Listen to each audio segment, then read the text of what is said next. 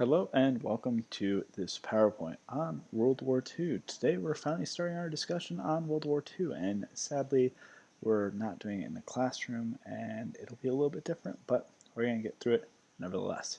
So today we're going to be kind of talking about the start of World War II and really how things started shaking up towards the beginning. So without further ado, here we go. As we move through, I just wanted to ask you guys to think about this. What events led to the start of World War II? What could have been done to change this costly and bloody war, to keep it from happening, to stop it from happening, anything like that?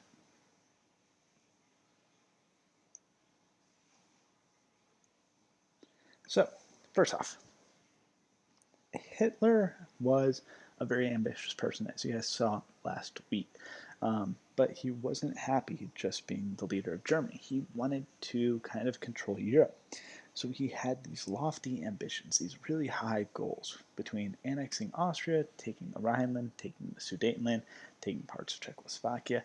He had his eyes on Poland next for what he called Lebensraum, or living space, to the east. Basically, he wanted to provide the German people with a new area to move out and kind of occupy large parts of area.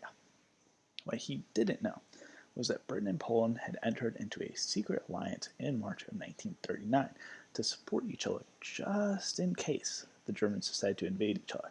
Now, do you think that the British were very concerned that Germany was going to invade them? No.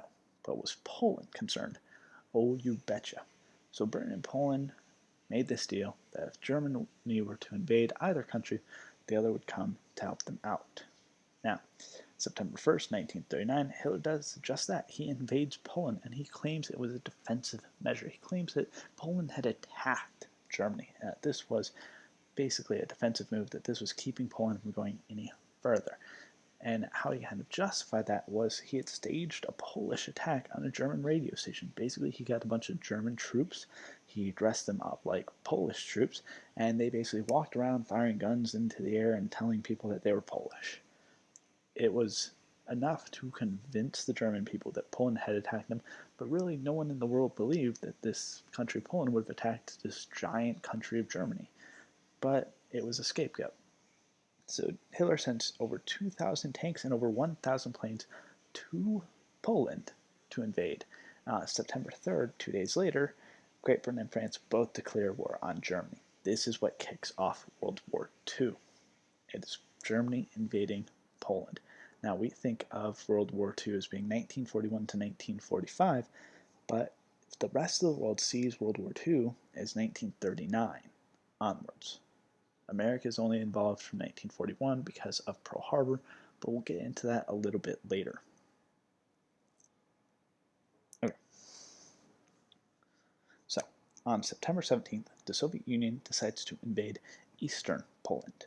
Because the Soviet Union and Nazi Germany had the non-aggression pact, they decided to share Poland. So the western half is controlled by Germany, the eastern half is controlled by the Soviet Union.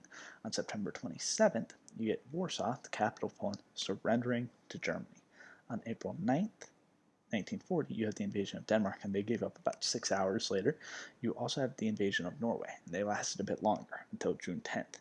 And this was done to secure supply routes for Germany. On May 10th, Hitler invades 3 other countries. You have the Netherlands, which gives up on May 15th. You have Belgium, which gives up on May 28th. And you have France, which gives up on June 25th. A lot of people give France a lot of guff, a lot of kind of memes about France surrendering so quickly, but they lasted a lot longer than Denmark. They lasted quite a while. Now, after this all starts to happen, you have Neville Chamberlain resigning due to the pressure, and Winston Churchill takes over from there. After this, you have what's called Operation Dynamo, more often known as Dunkirk. There was a movie about it, I think, 2 years ago, where over 300,000 soldiers retreated from France, basically moving back away from Paris, moving back through France to get to the English Channel, and they were backed up to the water. You have German troops coming in from one way, and you have the water at their backs, and they're constantly fighting, waiting for ships to come in. And this isn't just military ships. This is also fishing ships. This is rafts. This is canoes. Anything that could carry a person across the channel was being used to its fullest extent. Charles de Gaulle, who was a French officer at this time, started to lead the French resistance, and he would continue to lead the French resistance until World War II was over. This is a picture of Dunkirk. Again, there's nothing there but water, and they're constantly being attacked by Germans. And you can see them pointing their guns up in the air because there are planes that are flying over them. So you have this wide spread of beach, and they're just sitting targets. It is not a fun time. So next up you have the international response. On June 11, 1940, Italy entered the war on the Axis side. On September 22nd, you get what's called the Tripartite Pact, which is an alliance between Japan, Germany, and Italy, creating what we know as the Axis powers.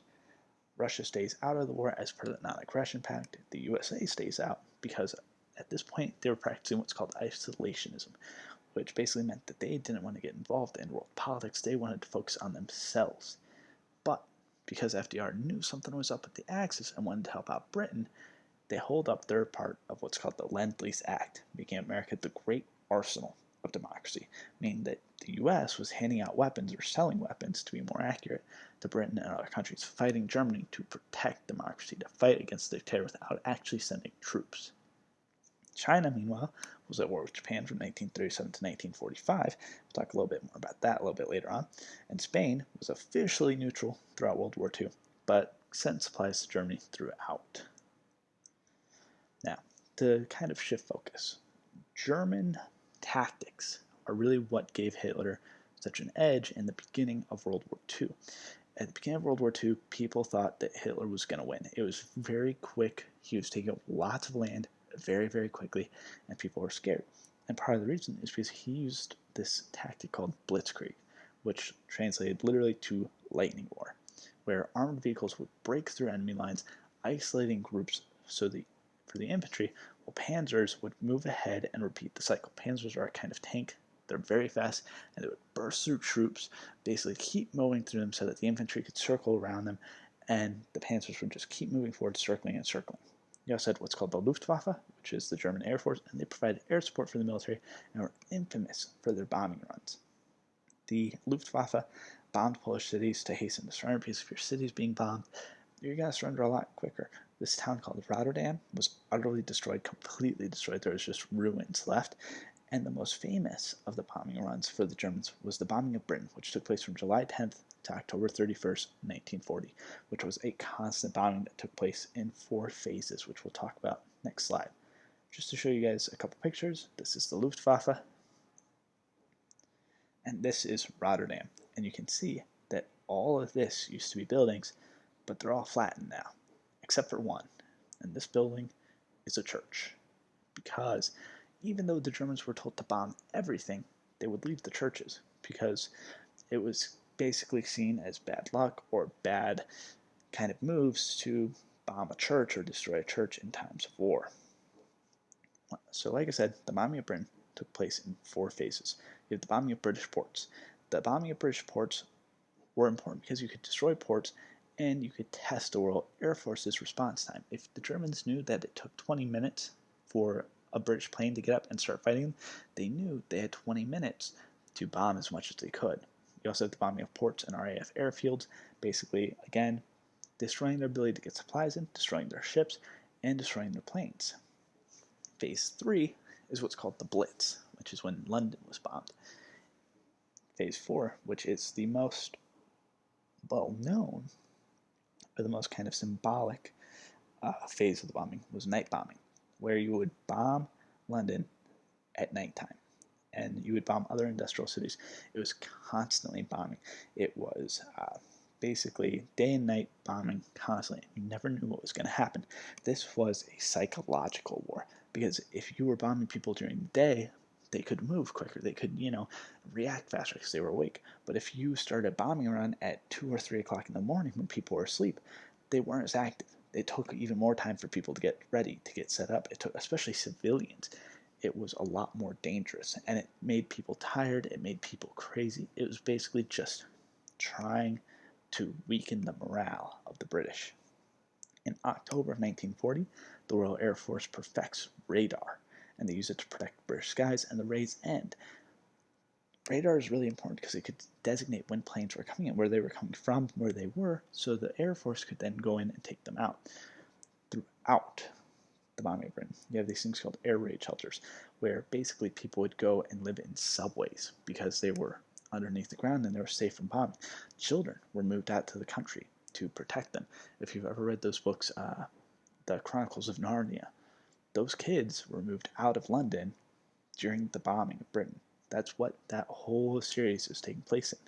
It's the bombing of Britain. The reason why those kids go to the house with the lion, the witch, and the wardrobe is because in London, bombs are going down. But on a lighter note, because Winston Churchill knew that this was a psychological battle, he would constantly come onto the radio saying how the British needed to resume normalcy, needed to keep a normal routine, because if their normal routine were upset, the Germans won. And you can see that in this guy right here. This guy's a milkman. Not a very essential job, but he was still doing his job to protect the normalcy of what was going on, to protect the standing order of things going on, to do his part to fight the war on a psychological front. Now, in 1940 of December, Britain drove Italy out of North Africa. Germany sent Field Marshal Erwin Rommel to help because Germany was allied with Italy. They wanted to defeat Britain again, and Rommel was kind of seen as a good general. In 1941, Germany and Italy invaded and captured Yugoslavia and Greece. On June 22, 1941, it was called Operation Barbarossa, in which Germany invaded Russia. This was a surprise attack on the Soviet Union because remember, the Soviet Union and Nazi Germany had a non-aggression pact, meaning that they wouldn't go to war with each other. And all of a sudden, Hitler invades Russia. Stalin's not very happy. So Stalin allies with Britain and opens the eastern front of the war. By mid-1941, the Axis powers controlled a majority of continental Europe and the Mediterranean, and Rommel was pushing towards the Suez Canal in Africa. So Germany was looking unstoppable. Except they didn't account for one crucial thing. And it wasn't America. It wasn't a special weapon or anything like that. It was a lot more mundane. It was a lot more practical. Germany didn't account for a long war. They didn't prepare for a long war. Germany was using a lot of heavy vehicles and a lot of heavy machinery, which took gas and oil to keep running. And Germany did not have an endless supply of oil. So eventually, Germany was going to run out of oil and the war would be over. The war was unsustainable. This is part of why Germany was invading all these other areas for oil. That's why they were going into all these different parts of the world, was for oil to produce fuel. Now, you have the Allied powers and the Axis powers, and you can see the kind of breakdown of who's who. So the Axis, you have Germany, Japan, Italy, Hungary, Bulgaria. This is basically World War I styles. You have Finland, Iraq, and Thailand. Iraq is kind of an interesting one, but that's where they're getting their oil from. The Allies, so you have the United Kingdom, the Soviet Union, China, France, Poland, Yugoslavia, Greece, Netherlands, Belgium, Norway, Czechoslovakia. These ones in red, though, had already been taken over, so they weren't really doing anything to fight the Germans or fight the Axis besides on a psychological thing, a morale thing, where these leaders were in different countries leading their countries, but not really leading their countries. And that's where we're going to end for this lesson. But as we end, I want you guys to think, how are the beginnings of World War I and World War II similar or different to one another? Make sure to take the quiz at the end of this. And if you like, check out some of the optional videos I posted in the outline because some of them are kind of cool. And we don't have a lot of chance to talk about this stuff because I want to keep these lessons simple. But a lot of these videos will have interesting stories about World War II, including the story of this bear right here named Wojciech. All right, I hope you guys have a good rest of your day. I hope you continue working hard, and I hope this week is even easier than last week. Have a good one.